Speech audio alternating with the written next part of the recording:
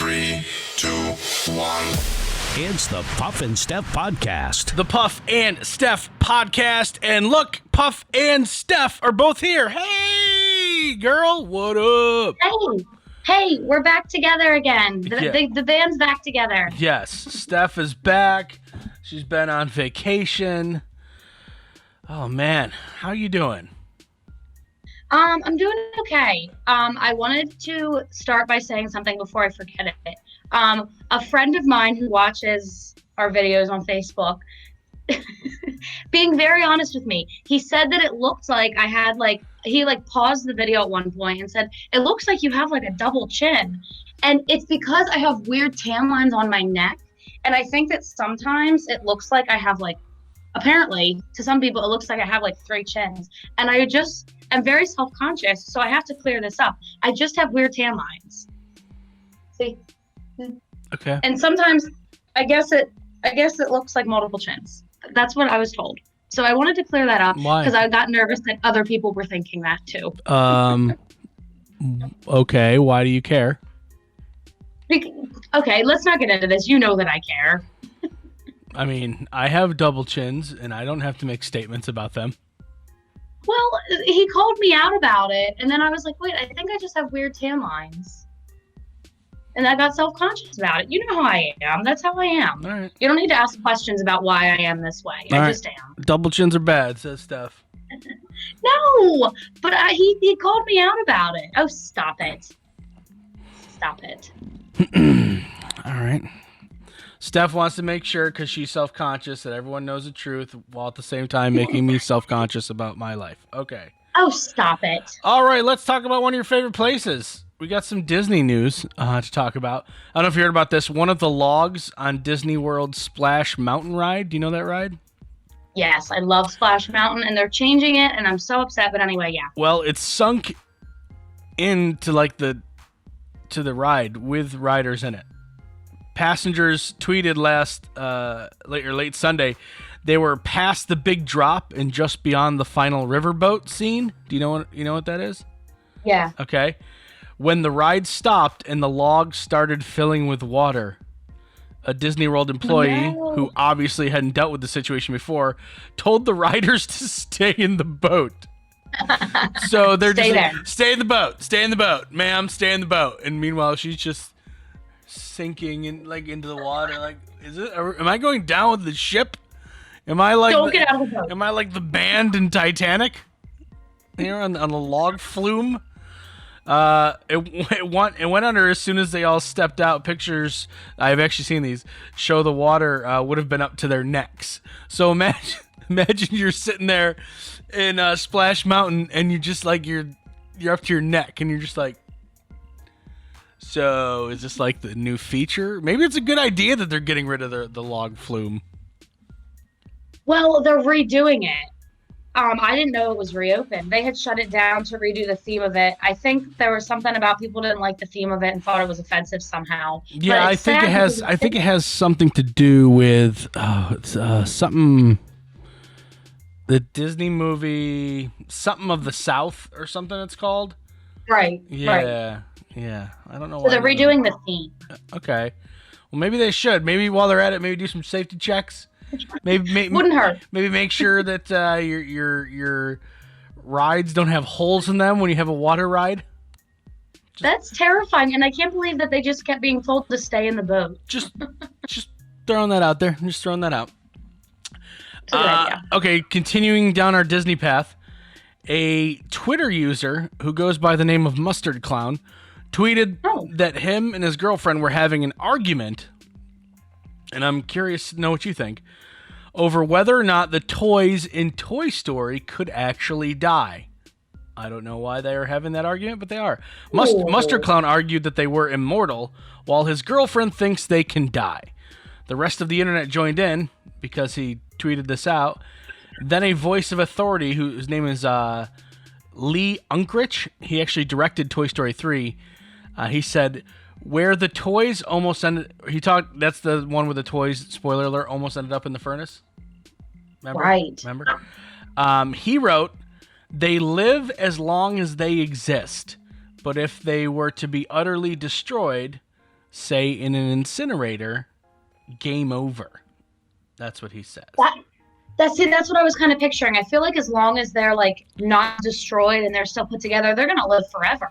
But if they're like hit with a hammer and like burst into pieces, that's it. Sadly. Yeah. Have you thought about this? Have you given much thought to whether or not the Toy Story characters are immortal? I've actually never thought about it, but it's an interesting argument. But I do feel like they live forever. I don't think that like Mr. Potato Head's just gonna keel over one day, like from a heart attack. Right. You know? Because like does he even have a heart to have a heart attack? Right. Like nothing can go wrong when you don't have real organs. I mean, you're gonna live forever. So, again, it's not that I don't think I've seen Toy Story 3. I think I might have seen it once, and I don't really remember it well. That, like, Andy's all grown up by then, right? The kid, and is he supposed to give these toys away or something? I don't know. I'm trying to remember, because there's 4 of them now. You don't remember? Well, I get what happens in what movie mixed up, but yeah, someone else ends up with the toys because Andy grows up and goes away to college, which is very sad for the toys. Obviously, it's emotional. It's an emotional roller coaster. Yeah, no, I get that. So forever, I give you crap about running outside, and I give you reasons not to run outside, and I share with you stories about finding dead bodies and things like that. Well, in Florida, someone's car broke down on the shoulder of I-95 and just got lucky, I guess. Right where they broke down, the woman looked over and saw a dead body. Nuh-uh. Yeah. Why does this keep happening? Oh. Yeah. So I guess none of us are safe, whether or not we're jogging, biking, driving our car. Driving, I mean, this is actually a really good way to promote taking care of your vehicle. You know, promote maybe regular maintenance, get the oil changed. You know, make sure you're following along with your maintenance schedule, because you never know if you get, if your car breaks down on the side of the road, you never know what kind of dead body or multiple dead bodies you'll find. Right, but if your car's in, good shape and you don't break down, you're not going to find the dead body next to your broken down car. I've been broken down on the side of the road twice. Once when I was in college, and once, I don't know what I hit, but I got a nasty flat tire coming home from a baseball game here. Both times, as far as I'm aware, dead body free. But next time I might not be so lucky, so I have to, keep the maintenance on the car up. Right, and when you do break down, keep an eye out, because you never know what you're going to find, apparently. I almost don't want to find one.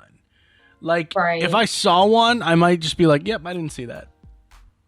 Nope, look away. Everything's fine. Everything's fine. I really don't want the, the paperwork and stuff of finding a dead body. That's a lot.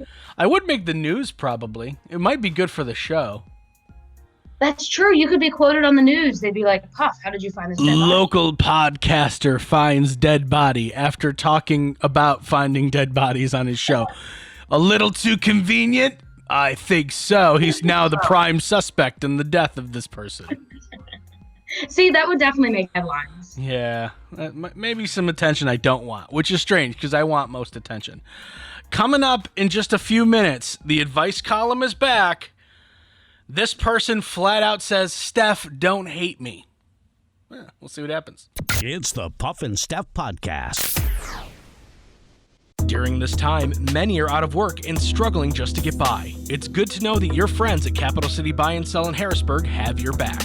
If you're in need of extra help during the pandemic, you can pawn or sell unwanted or unneeded items that you may have laying around your house, including jewelry, electronics, tools, musical instruments, and a whole lot more. Capital City Buy and Sell is open 7 days a week, and they're always paying cash. Plus, they have low pawn interest and terms if you aren't quite ready to say goodbye to your item just yet. Capital City Buy and Sell, 3517 Walnut Street, Harrisburg. Online at harrisburgpapawn.com. Great news, everyone. American Shaman of PA's doors are back open for normal operations, and they're ready to bring you the much-needed relief that you've been waiting for. They care about their customers, and their customers keep coming back for more. Steve K says, American Shaman products drastically decrease my back pain and relieve my stress in just 1 month. Thank you. Stop by your local American Shaman of PA store for a free CBD sparkling water and free samples. Find their locations and more at hempushealth.com. Do you love saving money but hate buying one of those coupon books filled with places you'll never go to? Well, here comes Quick Save Coupons to save the day. Quick Save Coupons is an app where you can find savings for restaurants, stores, and experiences that you will love. And here's the best part. It's free. No big coupon books to buy, no websites to give your information to. Quick Save Coupons will show you all of the savings in your area right on your phone. Just go to Google Play or the App Store and download the Quick Save Coupons app. Then start saving money on many of the places you already go to. Now back to the Puff and Steph podcast. The advice column is back. Remember how last week I said it was the juiciest advice column ever?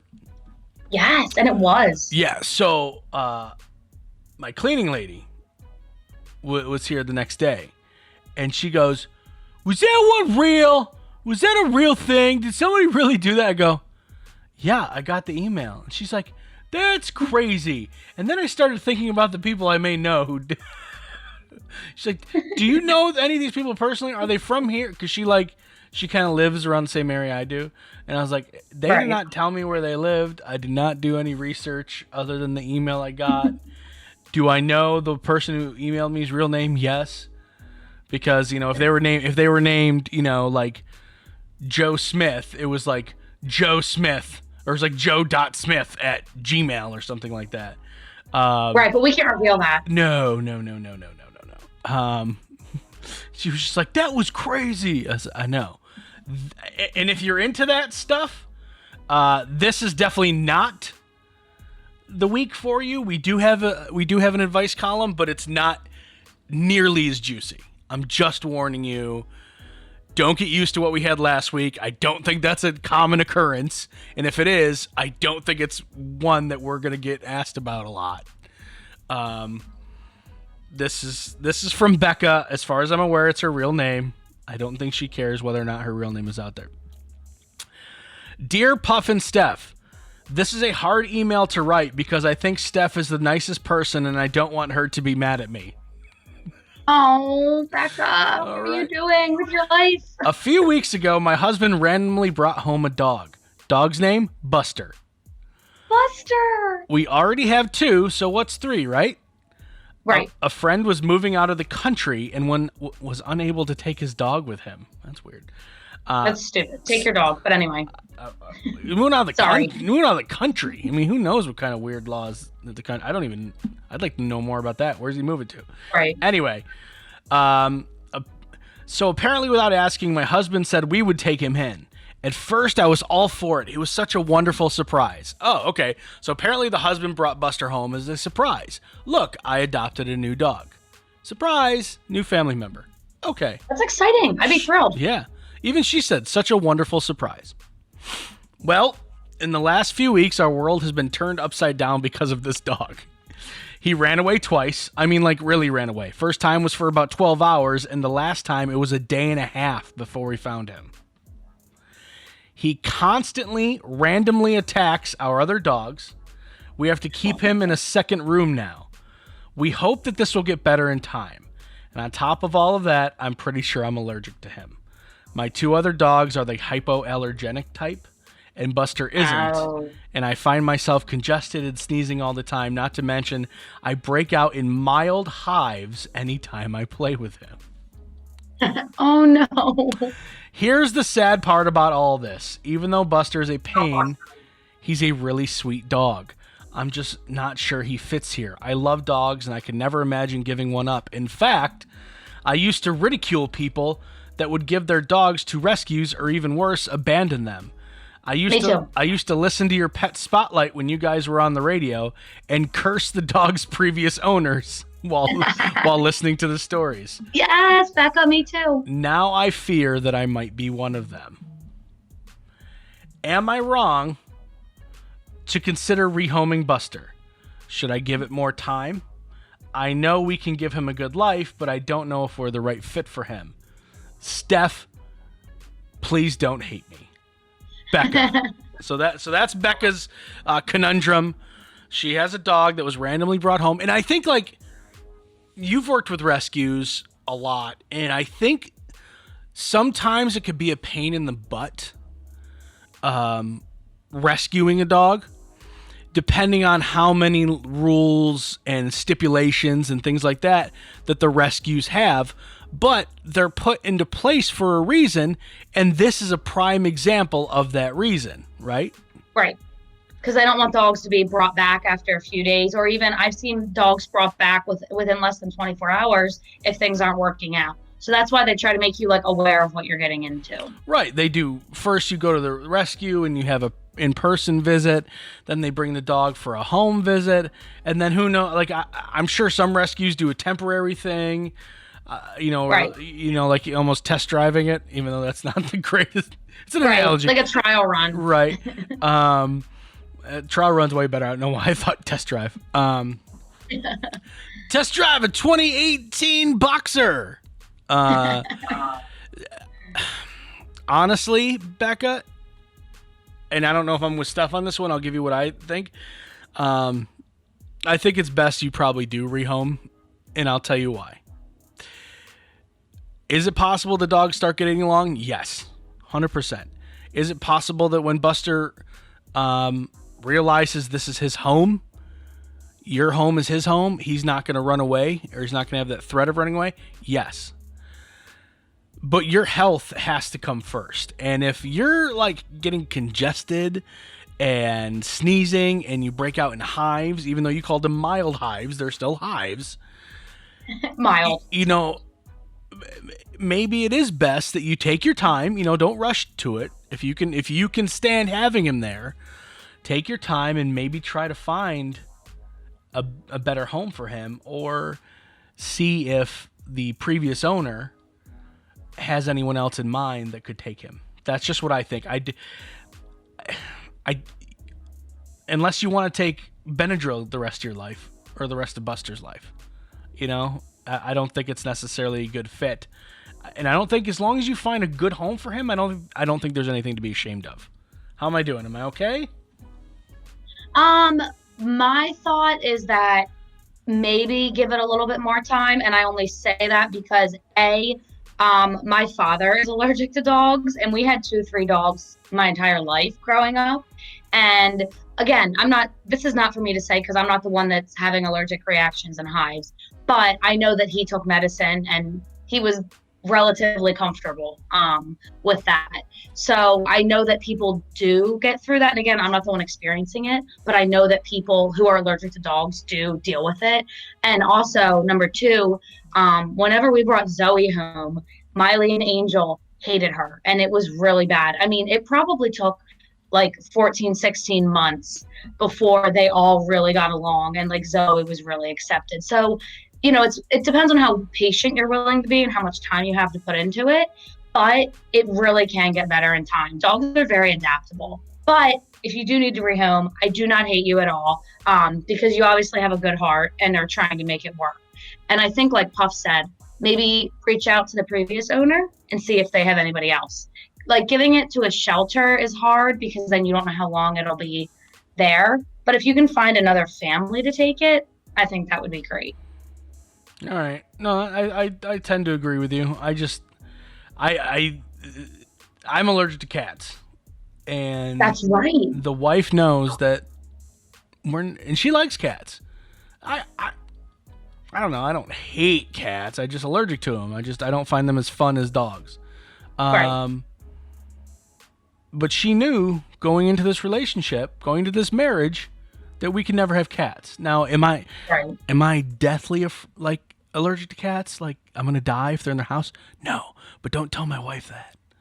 Okay. Right. She doesn't need to know. Right. Yeah. Like whenever we're in a house with cats, I totally played up. I start poking myself in the eye so it gets all red. I'm like, oh, just a friendly reminder that we can't have cats. Just a friendly reminder that we can't have cats, as I'm poking myself in the eye, making it all red. My brother-in-law, the one from England, He is also allergic to cats, but they got one. And I guess he takes like pills whenever I don't want my pet to make me sick. I'm sorry. Right. I mean, I get it, but like I said, it's not my call for her because I've never experienced it.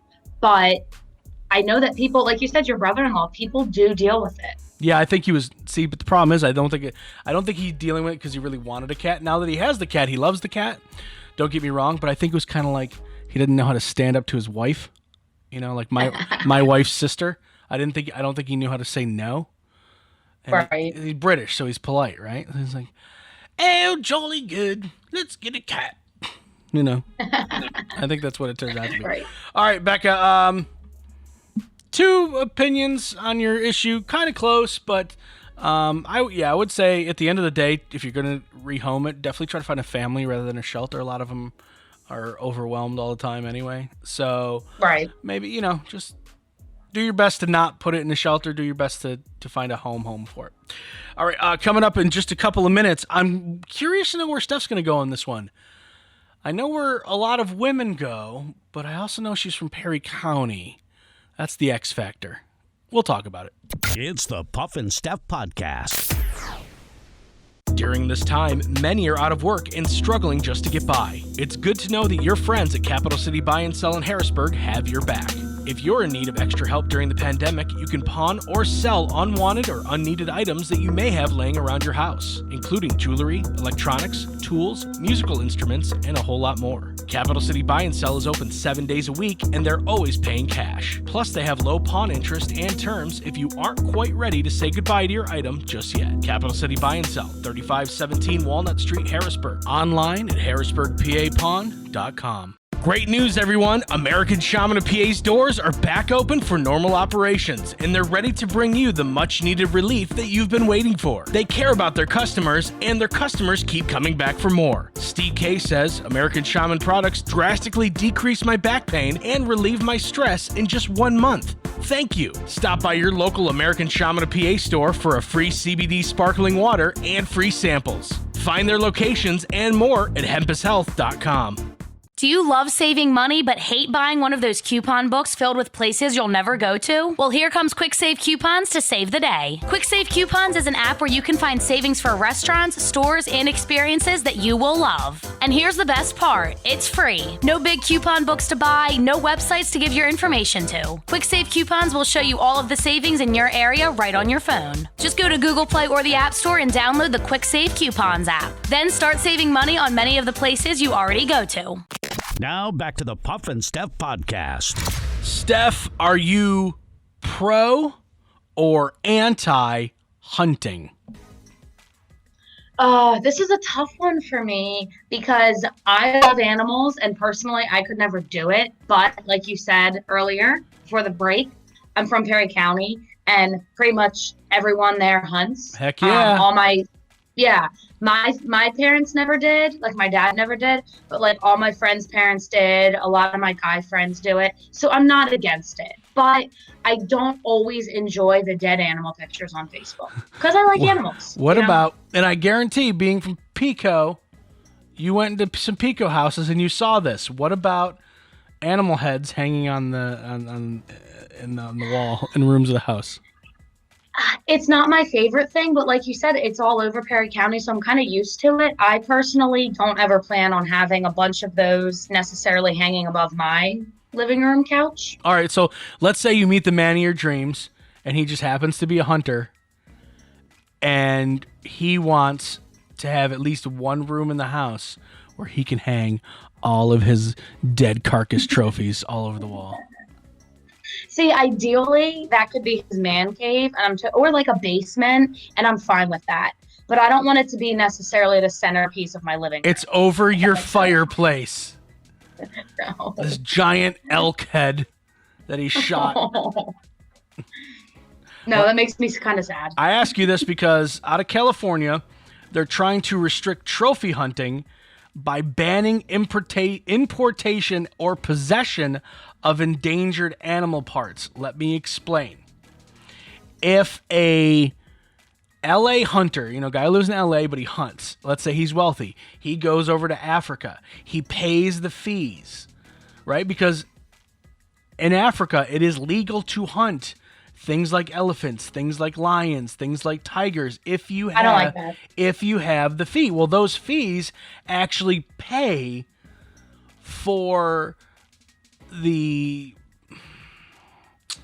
what's the word for the benefit of the species in that area, if that makes sense. So the fees, and we're talking thousands of dollars come in from one single person, millions of dollars a year, tens of millions of dollars a year come in from these hunters that want to hunt a lion, and in turn they use that money to help preserve the lion population and help protect the lion population from like poachers.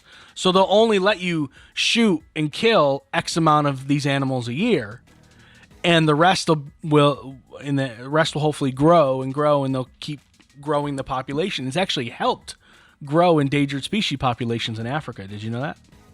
Okay, I did not know that. It seems a little backwards. Like, hey, go kill a lion and give us money so that we can help lions live. 100%. But I get it. 100%. It seems backward, but it's all about a lot of them are wild game preserves, and in order to maintain those wild game preserves, you need money.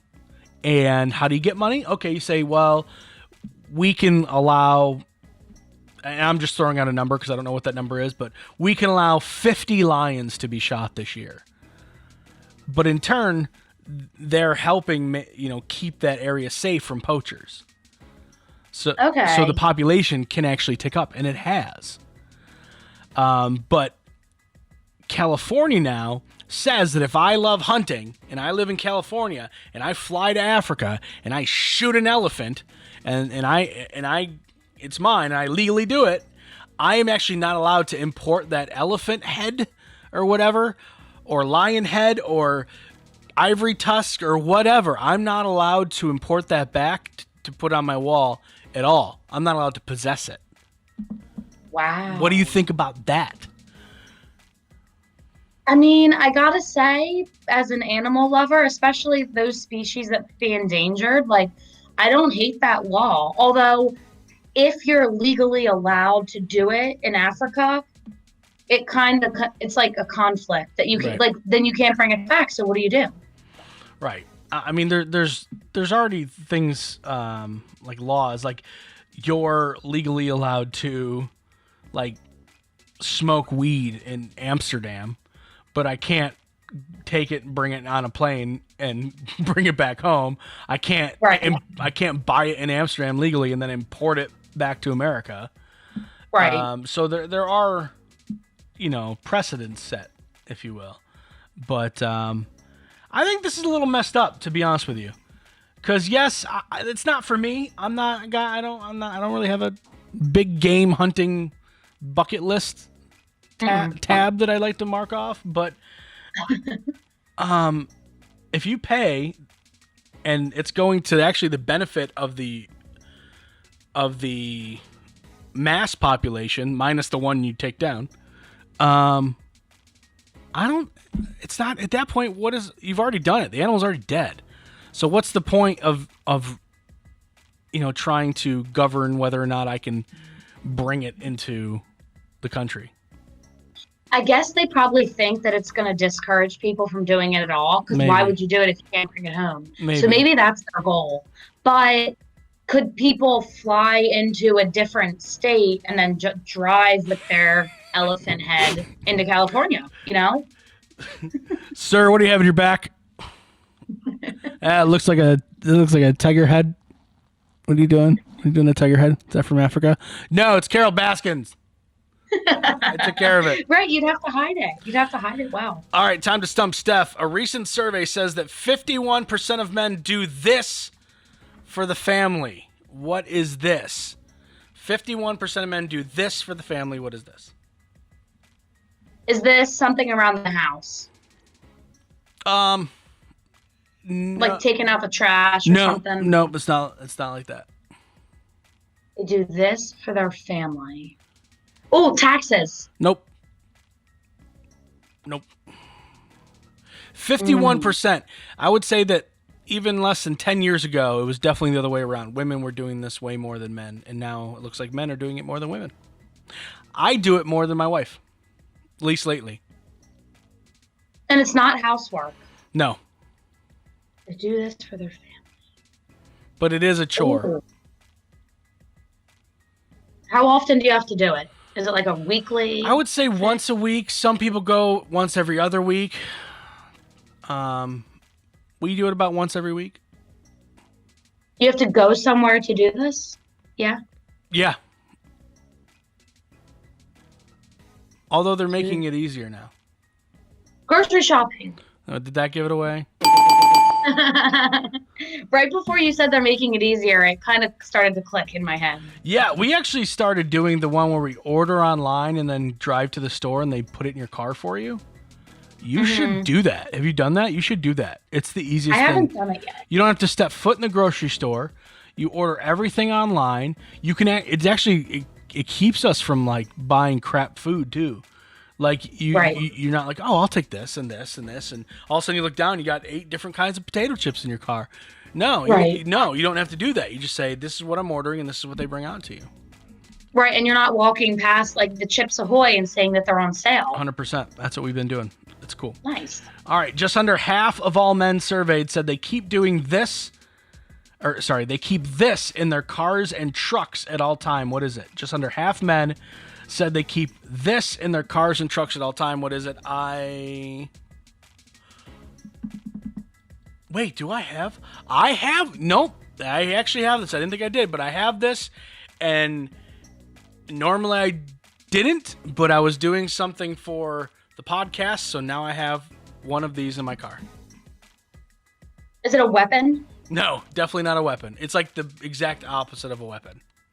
Ooh, tissues. Close. Napkins. Close. Paper towels. Close. Toilet paper.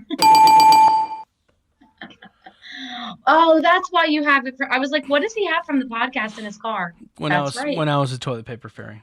Yeah. That's right. Yeah. Good times. All right, friends, that is your Thursday show. Steph will be back for what? 2 shows in a row tomorrow. Yay. We will see you guys then. It's the Puff and Steph Podcast.